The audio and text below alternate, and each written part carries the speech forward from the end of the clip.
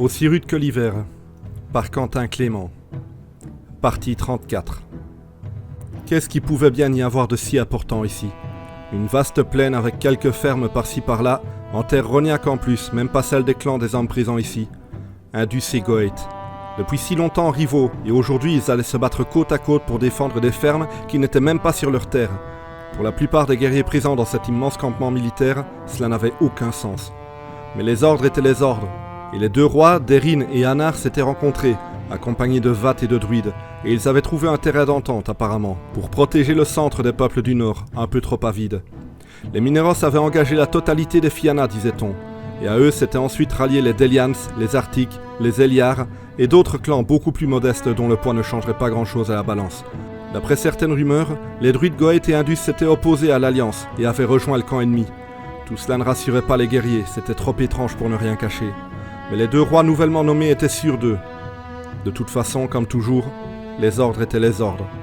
Il n'y avait qu'une seule chose de certaine. Ce combat allait avoir une importance que peu soupçonnaient. C'était près de 15 000 guerriers qui vivaient ici maintenant, attendant un adversaire qui n'existait peut-être même pas dans une bataille que personne ne comprenait. Adania, Elgur, Kamar, Nulen, Redav, Polad, je vous remercie d'être là. Dans une petite clairière, isolée de la grande armée qui avançait vers le clan Rognac, un conseil de guerre composé des généraux envoyés par les clans alliés contre Adonar se tenait, présidé par Aldin et Greygun, druides du clan d'Elians et du clan Mineros. On n'allait pas rater l'occasion de mettre un terme à tout ça, répondit Adania qui n'avait pas encore été sacrée reine et donc était là en tant que championne. Cette folie a trop duré. Et c'est Goeth et ses Indus qui nous trahissent, ragea Elgur, le chef des guerriers d'Erin. Ils ne le font pas en connaissance de cause, expliqua Aldin. D'après les émissaires que nous avons envoyés, ils sont persuadés que notre déplacement de troupes a pour but une invasion du centre. Ils sont sous la coupe des Vath, comme celui qui manipulait Colgar. Donc, nous allons nous battre contre des innocents qui pensent défendre leur terre, intervint Nulen, champion Eliar. Aucun moyen de se débarrasser de ces Vath en versant le moins de sang possible? Aldin reprit avec détermination. Adonar est un ennemi mortel des terres de l'Arc. Si nous prenons trop de temps, il gagnera en puissance tant magique que politique. Nous devons l'arrêter, maintenant, même si cela signifie de sacrifier des vies innocentes. Facile à dire venant d'un homme qui sera bien loin du champ de bataille, et n'en connaîtra d'ailleurs probablement jamais. L'Eliar n'appréciait visiblement pas beaucoup l'ordre. En réalité, beaucoup de gens n'accordaient pas leur confiance au fameux sage du chêne, trop secret, trop puissant. C'était juste que la plupart n'osaient pas le leur dire en face. C'était du moins ce que Nulen pensait. Sommes-nous au moins certains que nous allons dans la bonne direction, ajouta le champion. C'est bien là que Brao nous a envoyés. Il a dit qu'Adonar attendrait nos forces. Ah oui, s'il l'a dit, ce n'est pas vraiment le genre des ennemis de tendre des pièges. Je l'aurais su s'il avait menti, rétorqua le druide. J'ai des moyens de connaître certaines vérités, des méthodes qui ne te sont inconnues. Un autre champion posa une main amicale sur l'épaule de Nulen. Calme-toi, nous devons avoir confiance en eux. Ce sont des druides. Et l'autre se tut, décidé à ne plus rien dire jusqu'à la fin du conseil. Dans cette armée aussi, les ordres étaient les ordres. Et donc, intervint Adania pour remettre la conversation dans la bonne direction. Ces Indus et ces Goeth, ils disposent de combien d'hommes? Nos éclaireurs en ont dénombré plus de 10 000, répondit Kamar, héros du clan d'Elians. Notre alliance a pu lever 9 000 guerriers, dont 1000 Fianna, ajouta Elgur. Nous devrions l'emporter, mais si Adonar utilise sa magie pour les rendre plus forts ou je ne sais quoi, nous ne pourrons peut-être pas passer ces lignes. Nous comptons sur tes hommes pour cela, reprit Aldin. Ils devront contourner la bataille et aller frapper Adonar dans la ferme qu'on nous a indiquée. Choisis-les bien, car notre ennemi sera certainement bien protégé. 20 guerriers devraient suffire, je sais déjà qui va les mener. Le reste de la réunion se soucia des détails. Qui sur le flanc gauche, qui sur le flanc droit, qui en réserve. C'était évidemment Vodiar qu'Elgur voulait envoyer dans sa mission. Même s'il trouvait parfois insupportable le sentiment de semi-supériorité du guerrier, il avait totalement confiance autant en son sens du devoir qu'en ses capacités. Après tout, il avait eu à faire à peu près la même chose lors de la dernière bataille d'Auroric, et sa mission s'était soldée par un franc succès. Il ne s'était pas encore totalement remis de ses blessures, mais aurait quand même été volontaire, s'il n'avait pas été nommé arbitrairement. On lui avait annoncé la nouvelle, à lui et 19 autres Fianna. Il ne participerait pas à la bataille. Il devait quitter le campement immédiatement, partir vers l'ouest et contourner le futur champ de bataille dans un arc de cercle de plusieurs kilomètres de rayon. Le temps pressait, car la bataille aurait lieu le lendemain.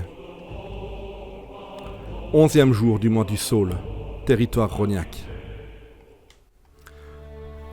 Vodiar avançait, à la tête de la petite unité qu'il devait mener à la ferme d'Adonar. Il était vraiment perplexe par rapport à cette mission. L'encapuchonné allait-il vraiment les attendre aussi bêtement ? Soit il était parti depuis longtemps, soit il avait en main une carte lui assurant la victoire. Ou alors il était stupide, mais vu tout ce qui était arrivé, on pouvait exclure cette possibilité. Ils avaient marché vers l'ouest pendant des heures, puis bifurqué au sud, et maintenant remontaient vers le nord-est, espérant tomber sur la ferme d'Adonar. Drake leur servait de guide. En tant que Rognac, il connaissait très bien la région, et était certain de pouvoir les mener au lieu qu'on lui avait indiqué. Leurs jambes étaient endolories. Pour voyager plus discrètement, ils avaient abandonné leur monture et marchaient sans s'arrêter. Le soleil se levait. Une nuit blanche passait à avancer. Une de plus. Puis encore quelques heures, jusqu'à ce que la pénombre ait totalement laissé place au jour. « Nous ne sommes plus très loin », annonça finalement Drake. « Attendez !» fit soudainement l'un des Fianna. « Vous entendez ça ?» Le groupe cessa la marche, se concentrant pour écouter ce son qui semblait tant inquiéter leurs camarades. C'était lointain, très lointain, un long gémissement métallique.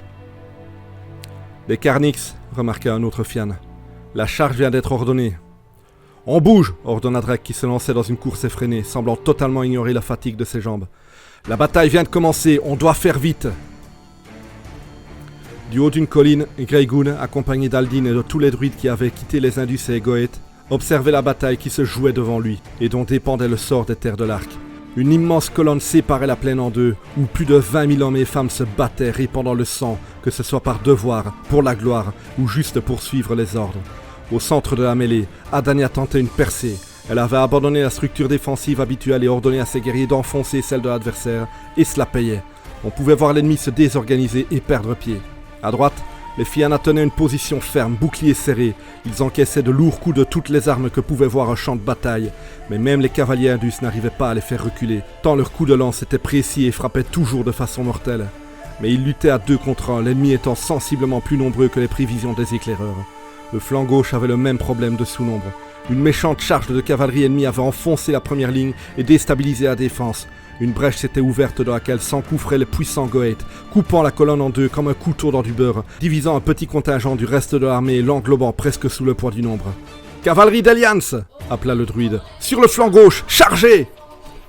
Un hurlement de Carnix et les chevaux s'élancèrent pour prêter main forte à leurs alliés, mais une troupe de Goeth quitta la mêlée et se plaça entre les combats et les cavaliers qui arrivaient, formant un mur de lance devant eux. Le choc fut terrifiant. Des chevaux hennissant de douleur, le cou transpercé, s'effondraient, remportant leurs cavaliers dans leur chute, les écrasant parfois. Mais d'autres réussirent à passer cette première défense, l'enfonçant, frappant du glaive et de la lance, juste avant d'être frappés à leur tour alors que le flanc gauche était en pleine débâcle. Une troupe de secours venait de s'écraser contre les forces Mineros, les forçant à reculer. Une première bourrade meurtrière fit subir de lourdes pertes dans les rangs d'Adania, mais très vite, une défense s'organisa dans un mur de boucliers qui contrecarra la force avec laquelle ils venaient d'être frappés, et le combat reprit. Les Fianna voyaient les leurs mourir petit à petit. Ils étaient les guerriers les mieux entraînés, choisis parmi les meilleurs fines lames au monde, mais ne pouvaient rien contre cette armée beaucoup trop nombreuse. Leur tactique de défense parfaite leur permettait de survivre, mais ils peinaient à tuer l'un ou l'autre cavalier quand une centaine des leurs gisaient déjà au sol. Greygoon serra les dents. Toutes les troupes de soutien, chargez immédiatement, ne les laissez pas gagner. À nouveau les cris des Carnix, suivis de ceux des guerriers qui chargeaient, se jetant dans la mêlée. Il observa les 2 rois, sur la colline d'en face, qui observaient la même bataille que lui. Ils avaient encore de nombreuses troupes à envoyer en soutien. Il aurait juré, malgré la distance, voir Deryn lui sourire narquoisement. Un bon général aurait sonné la retraite, comprenant le combat perdu. Mais perdre, ce n'était pas envisageable. Vodiar, Drake et les autres s'essoufflaient. Ils couraient depuis près de 10 km après une marche d'une nuit, quand enfin ils arrivèrent à la ferme d'Adonar. Les lieux étaient calmes. Au loin, on entendait la bataille faire rage, mais ici, il semblait ne pas y avoir âme qui vive. Même les champs et les plantations semblaient ne pas avoir été travaillés depuis bien longtemps. Les 20 Fianna approchèrent de la maison dont la porte s'ouvrit brusquement, laissant sortir 12 guerriers armés d'épées qui leur firent face, bloquant l'accès. Les Fianna s'arrêtèrent. Les 2 groupes se jaugèrent un instant. Drake donna un coup de coude à Vodiar. « Tu le reconnais, celui-là » demanda-t-il en pointant du doigt l'un de leurs adversaires. Le prince observa le désigné. « Putain » jura-t-il. « C'est le cannibale qu'on avait fait prisonnier. Je savais qu'Elgur aurait dû le faire exécuter. » Les autres entendirent cette révélation. Il fallait donc être prudent avec cet adversaire-là. « On fait quoi maintenant ?»« Que Heilgan nous guide, » répondit Vodiar. « Que Helgan nous guide, répétèrent les autres. Les deux groupes s'élancèrent l'un contre l'autre. Drake frappa le premier, un disciple d'Adonar. Le pauvre adversaire inexpérimenté reçut un coup d'épée en pleine mâchoire et tomba au sol en hurlant. Vaudiar fendit le crâne d'un premier homme avec sa hache, esquiva un coup mal placé, frappa du pied l'entrejambe de ce nouvel ennemi et l'éventra d'un coup remontant, projetant une gerbe de sang au ciel. Le combat était déloyal entre les Fianna, guerriers parfaits et surentraînés, et des Vath qui ne s'étaient peut-être jamais battus. Mais observant autour de lui, il vit Argor. Cette fois, le jeune homme n'avait pas peur de tuer ses adversaires et démontrait toute la puissance dont était capable un cannibale. Il avait déjà 4 cadavres portant le saillon gris à ses pieds, et à ses côtés se battait une jeune fille brutale qui venait d'achever au sol un Fiann. Non, le combat n'était pas gagné d'avance. Vaudiar chargea ce puissant adversaire en rugissant. La cavalerie, arrêtée plus tôt par une phalange sur le flanc gauche, avait pu rejoindre la mêlée, réégalisant légèrement les forces. Les Goeths avaient été contraints de reculer, perdant l'avantage d'avoir percé la mêlée, mais ils continuaient le combat et restaient des adversaires à ne pas sous-estimer. Au centre, la troupe de soutien avait permis à Adanien de reprendre l'avantage. De là où il était, Greygun pouvait voir la femme combattre avec acharnement, sans perdre son souffle, là où des dizaines de braves n'avaient pas pu tenir le rythme et étaient morts sous la lame des guerriers les plus endurants. Et sur le flanc droit, les Fianna qui commençaient à être encerclés avaient pu reprendre la lutte, une fois la cavalerie adverse opposée à celle des Ediars. Pouvant reprendre une formation plus offensive, ils purent encore avancer un peu. Mais malgré cette reprise de force, ils restaient en sous-nombre et les renforts avaient déjà subi de lourdes pertes, faisant petit à petit perdre leur avantage. Un son de Karnik se retentit. Greygun leva les yeux. Anar et Derin venaient de lancer la totalité de leurs troupes à l'assaut. 6000 cavaliers chargeaient maintenant, les séparant en 2 groupes lancés dans les flancs. Le druide sentit son souffle se couper quand il vit les chevaux contourner la bataille, s'arrêter et se réorganiser face à leurs ennemis pour les charger par derrière, terminant l'encerclement déjà bien entamé. L'attaque fut meurtrière. Les troupes de la Grande Alliance eurent le temps d'organiser une défense à l'arrière, mais le poids du nombre face à des guerriers effrayés et épuisés par le combat écrasa la défense qui vola en éclats. L'armée tout entière était maintenant encerclée, assaillie de tous les côtés. Ce n'était même plus une bataille. Les braves ainsi coincés ne pouvaient plus se battre, à peine sacrifier leur vie. Le druide baissa les yeux.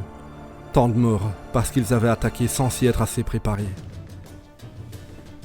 Argor arracha le casque d'un guerrier, le tenant pendant qu'Arella l'égorgeait. Il reçut un coup de pied dans son dos, mais se retourna, balayant son épée de tout son élan dans une force telle que l'attaque trancha la côte de maille du Fiann et sa chair avec. Arella était impressionnée par sa force. Elle se demandait comment il avait pu obtenir un tel pouvoir. Il était la cible de leurs adversaires, si bien qu'aucun ne semblait vouloir la combattre, elle. Et lorsque l'un d'eux s'y risquait, son aimé mettait fin à l'agression d'un coup incisif. Ils avaient déjà tué près de 12 Fianna quand presque tous les disciples d'Adonar gisaient au sol. Vaudiar et Drake frappaient de concert, n'arrivant pas à toucher cet être à la force surhumaine. Argor frappa le prince du pied, le projetant plusieurs mètres en arrière. Il esquiva une attaque de Drake, riposta. Le Fiann para, mais le coup avait déjà été porté, avec une telle force que son épée lui échappa. Désarmé, il se jeta sur le cannibale et en serra sa gorge. L'autre lui asséna un coup de poing à l'estomac. La douleur fut telle qu'il lâcha prise. Argor allait lui donner un coup mortel quand il reçut une lame le frappant au plein visage. Le choc fut douloureux. Il sentit même son sang couler le long de son menton sous la balafre qui venait de se former. Il rendit coup pour coup et tua son adversaire dans une attaque verticale. Drake voulut le plaquer au sol, mais il ne parvint même pas à le faire reculer. Le jeune lança son genou vers le haut, heurtant l'estomac du Fiann qui se redressa et reçut un coup de tête en plein visage. Il s'effondra au sol, inconscient. Il fit face à ses ennemis. Il n'était plus que 4 Fianna à présent, qui se tenaient devant lui sans oser approcher. Lui était maintenant seul aux côtés d'Arella. Il était certain de leur victoire, mais celle qu'il aimait risquait sa vie et il refusait de la voir mourir une fois de plus. Même s'il se doutait qu'Adonar aurait pu régler ça, comme il comptait certainement le faire avec ses disciples. Un médaillon, du temps, et la mort était vaincue. Il ne pensait pas au fait que cela avait été possible uniquement grâce à la danse des ombres, et que ces dernières gisaient là, à ses pieds. « Allez-vous-en » menaça-t-il. « Vous avez perdu, vous le savez !» Vaudiar passa devant ses hommes. « Nous aurions dû te tuer quand nous en avions l'occasion, » ragea le prince. « Comment avons-nous pu faire confiance à un foutu cannibale qui a rejoint Adonar après ce qu'il a fait aux Indus, aux Goeths et à tous les autres ?» Arella eut le souffle coupé. Elle baissa son arme. Argor le remarqua. « Adonar ? Il commandait les cannibales ?» demanda-t-elle. « Ils disent la vérité, tu me l'as caché ? Tu m'as laissé manger à la table de celui qui a assassiné ma famille ?» Le jeune homme, sans baisser sa garde, tomba les yeux au sol. Le moment qu'il avait tant redouté venait d'arriver, au pire moment possible. La femme fit volte-face et accourut vers la ferme. Merde, arrête-la! Argor voulut la suivre, mais déjà les Fianna fondaient sur lui, et le combat reprit. Elle entra dans la maison comme une furie, une rage incommensurable au ventre. Elle avait été bernée, manipulée, on lui avait fait croire que le chef des cannibales était mort alors qu'elle vivait sous son toit. Elle aurait pu massacrer l'humanité entière pour étancher sa soif de sang, mais là, elle se contenterait d'une seule vie. « T'es où, fils de pute !» hurla-t-elle. Elle passa la tête dans la porte de droite. Personne. Elle accourut vers celle de gauche. Rien. Elle marchait d'un pas nerveux dans le hall en direction de l'escalier menant à l'étage. « Sors de là, ton destin t'attend !» Il se présenta en haut des marches. « Nous pouvons discuter, Arella ?» Sans répondre, elle se précipita sur lui en hurlant, pointe de l'épée en avant. Il esquiva un coup et la frappa du pied, l'atteignant en plein visage. Elle bascula et dégringola l'escalier pour s'effondrer en bas. Elle tâta du sol à la recherche de son épée, s'en saisit et tenta de se relever. Mais l'encapuchonné la frappa, l'écrasant contre le plancher. Il se pencha ensuite sur elle et planta de coups secs une dague dans la nuque de la jeune fille. Elle poussa un gémissement bref et mourut sans souffrir. Argor déboula dans la pièce. Il vit l'encapuchonné, debout à côté du corps de son amante, une dague ensanglantée dans la main. Il avança sur lui, son épée tenue fermement. Adonar recula, remontant les marches alors que l'autre le suivait. « Argor, calme-toi » hurla-t-il avec effroi. « Me calmer? Je ferai ça après avoir broyé ton crâne, suceur d'âne » menaça le jeune Goëth en avançant. « Mais je peux la faire revenir, ce n'est pas trop tard !»« La faire revenir pour qu'elle me haïsse parce que je lui ai menti ?» Il commençait à être dangereusement proche. « Je lui effacerai la mémoire. Elle ne saura pas que j'ai tué son peuple, juste que toi tu l'as sauvé. »« Mensonge !» gronda Argor, maintenant à portée de lame. « Mensonge et manipulation, vous contrôlez les hommes comme des pions et voulez que je fasse de même avec elle. Vous voulez que je lui cache la vérité. Mes mensonges m'ont conduit à être haï par la femme que j'aime.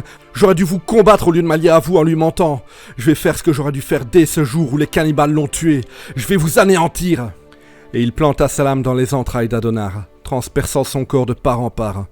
L'encapuchonné tomba au sol, gémissant, alors qu'il se vidait de son sang. Les Carnix sonnèrent. La retraite. La retraite?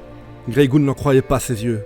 Alors que l'ennemi était en train de les anéantir, un arrêt d'Erin sonnait la retraite, et leurs troupes quittaient le champ de bataille. Comme si soudainement ils avaient pris conscience que ce combat n'avait pas lieu d'être, comme s'ils venaient de reprendre leurs esprits, libérés de l'influence des vattes de l'encapuchonné. Il fit lui aussi sonner la retraite. Il poussa un soupir de soulagement. Adonar avait certainement été vaincu. De nombreux braves avaient donné leur vie pour y parvenir. Il fallait maintenant leur rendre hommage. Vodia rentra dans la maison avec les quelques Fianna restants. Ils avaient été repoussés par de dures frappes de leur adversaire qui les avaient distancés pour revenir ici. Ils avaient entendu des cris à l'étage. Ils étaient passés à côté du cadavre de la femme qui protégeait l'encapuchonné et avaient monté l'escalier. Il était là, Argor, son épée pleine de sang, le cadavre d'Adonar à ses pieds. Il se tourna vers eux, sans se mettre en garde. « Je m'en vais, laissez-moi passer. » Les guerriers ne bougèrent pas. Argor insista. « Vous savez que vous ne pourrez pas m'en empêcher. Laissez-moi passer, je ne le répéterai pas. » Vaudiard ne comprenait rien à ce qui venait de se passer. Pourquoi les deux jeunes s'étaient-ils aussi soudainement retournés contre leur maître? Rien de tout cela n'avait de sens. Il se résigna pourtant et céda le passage, très vite imité par les autres, et Argor quitta les lieux, tranquillement. Il allait partir vers le sud, vivre cette vie sans guerre qu'il voulait partager avec Arella, mais la vivre seul. Il s'était assez battu comme ça. Vaudiard se pencha sur le corps. Il ne respirait plus, n'avait plus de pouls. « Qu'est-ce qu'on en fait ?» demanda Fiann. « Les druides veulent qu'on y mette le feu, qu'on réduise ses os en cendres et qu'on les jette dans un autre feu, plus grand. Ça devrait l'empêcher de revenir. Bon, alors dépêchons-nous. » Et les guerriers s'attelèrent à leur travail. Beaucoup de braves étaient morts, beaucoup de sang avait coulé cet hiver, mais il fallait profiter de cette victoire. Adonar l'encapuchonné, ennemi de l'humanité cherchant à la mettre tout entière sous sa coupe, revenu d'entre les morts, avait été vaincu.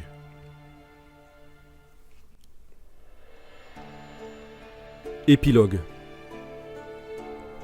Après la bataille où Indus et Goëth avaient collaboré, sans savoir qu'ils œuvraient pour Adonar, ces deux clans eurent un moment des relations complexes. Passés d'ennemis mortels à frères d'armes, leur vieille rivalité ne mourut pas, Mais une sorte de respect mutuel avait vu le jour, alors qu'ils avaient tous deux été les pions d'une même machination et avaient combattu dans le même camp. 4 ans plus tard, alors que le clan Goeth s'attaquait aux Tuat pour prendre la ville de Gaillard et ses distilleries aux revenus importants, les Adus leur barrèrent la route pour protéger des intérêts commerciaux dans la vente de l'alcool de Gaillard. Ainsi, la vieille rivalité renaquit, plus féroce que jamais. Une fois la nouvelle de la mort de Colgar parvenue jusqu'à la capitale Kriagos, le clan entra dans une terrible guerre civile. Elle ne dura que quelques mois, et une fois l'été venu, le clan avait élu un nouveau roi. En secret, l'ordre des druides avait travaillé à la victoire de celui-ci, qui, une fois son pouvoir acquis, redevable envers les sages du chêne, réinstaura un druide dans chaque village, et ainsi petit à petit purent-ils retrouver leur influence volée par Colgar de son vivant. Adania, élue sans surprise pour devenir reine du clan Mineros, tenta avec beaucoup de mal de marcher sur les traces de ses prédécesseurs. Ne pouvant rien changer à son caractère impétueux, elle fut maintes fois coupable d'agissements à la limite de la tyrannie, mais déploya une incalculable somme d'énergie à la préservation de la paix avec les Kriagos. Démarrant son règne sur le principe qu'il fallait reconstruire plutôt que détruire, elle reprit des forces et leva de puissantes armées. Mais une fois prête à faire la guerre, elle préféra continuer sur sa lancée et travailler à ce que son clan soit florissant comme jamais. Ce ne fut pas sans coup dur, mais aujourd'hui, les Mineros vivent prospères. Vodiar a continué son combat dans les rangs des guerriers d'Erin. Son sale caractère inflexible et moralisateur lui a valu quelques ennemis, même parmi ses camarades, mais paradoxalement aussi l'infini respect d'autres. Ayant prouvé ses talents de meneur et sa grande fiabilité, Elgur a fini par en faire son successeur. Drake a fini par abandonner sa carrière de guerrier après avoir rencontré l'amour dans les bras d'une serveuse de la capitale Kersti. Il est aujourd'hui marchand de thé et vit une vie paisible avec son épouse, ses 4 enfants et ses 2 chiens. Non, je déconne, il n'a rien changé à sa vie, il l'aime trop comme elle est. Argor a fait ce qu'il voulait faire depuis longtemps, il a tout simplement disparu.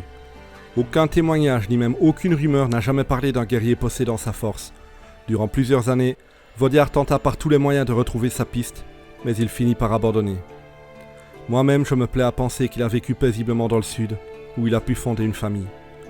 L'hiver avait été rude, les plus puissants des clans en étaient ressortis affaiblis, seuls les plus forts avaient pu continuer, mais les hommes et les femmes des terres de l'Arc rebâtiraient, encore et encore.